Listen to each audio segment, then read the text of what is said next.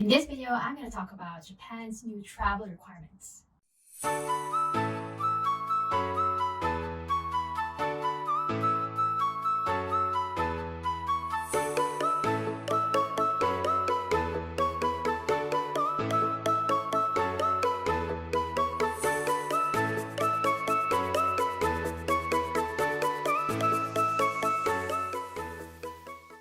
Hey guys, my name is Shanna and welcome to my very first ever vlog.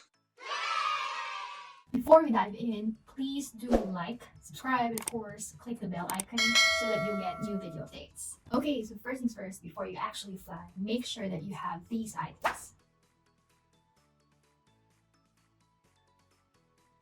Alright, so of course, number one, you need to have a negative RT-PCR test, which you should actually obtain 72 hours before your flight.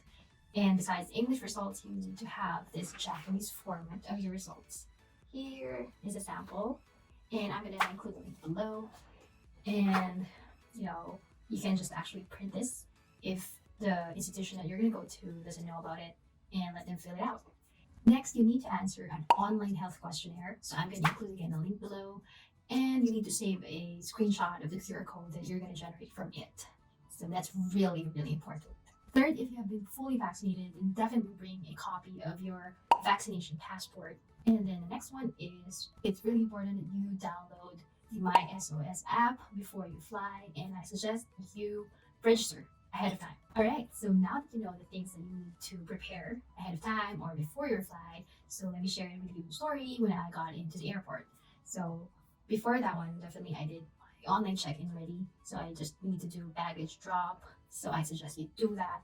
And before they let me into the check-in counter, there's a guy who actually did check if I have the requirements like the QR code and of course the negative RT-PCR test, because he said like those are really really important and they won't really let you ride the plane if you don't have those. Fast forward, so when I was in the plane already, the flight attendant actually gave me some forms. Of course, the first thing is the customs form, and then the other thing is if you're actually I would say a tourist, or nowadays I know they allow the business travelers, and they're going to give you the immigration form.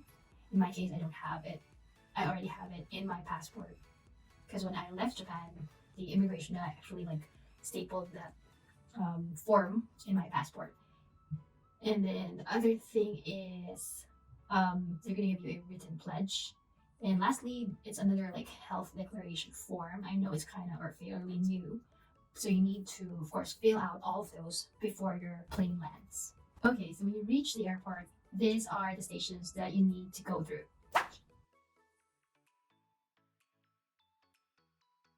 So when I got into the airport, in my case, I landed in Haneda Airport. So very first few stations would have to be the document check stations. So they need you to present, of course, the QR code, the RT-PCR test, the written pledge, the health declaration form, and of course, your COVID vaccination passport. After the document check, you need to proceed to the COVID saliva test station, and then they're going to give you a vial. I think it's this long, and then there is a mark here. It's like color red that you need to fill with your saliva. I thought it will be easy, to be honest. It was actually hard. And then you need to know that you cannot eat or drink 30 minutes before doing that test. There were like some posters there that would tell you what's not acceptable, and some of those that I have noted were like it shouldn't have like any food, or it shouldn't reach beyond the mark, or it shouldn't be full of bubbles. So again, it wasn't really easy, but definitely you can do it. So after submitting your saliva, you will then proceed to the next station, which is the My SOS app checking.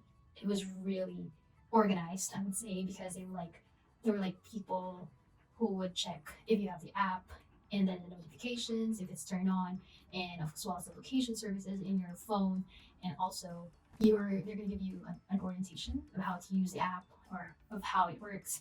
And then after that, you're going to proceed to the waiting area. So you need to wait for your number to be called or for it to actually show in the screen, which means that your results have already come out. So it took me like, it didn't really take long, I would say. It's like 10 minutes or 15 minutes of waiting before my number was actually called.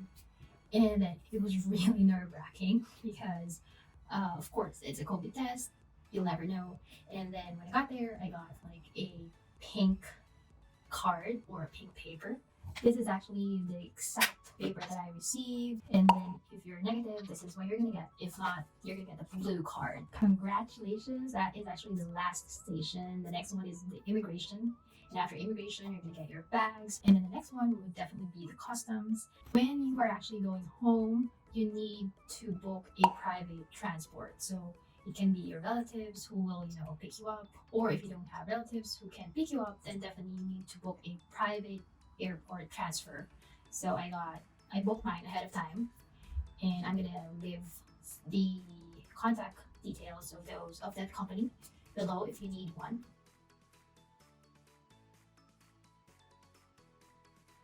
And that's it. Thank you so much for watching. Till my next video.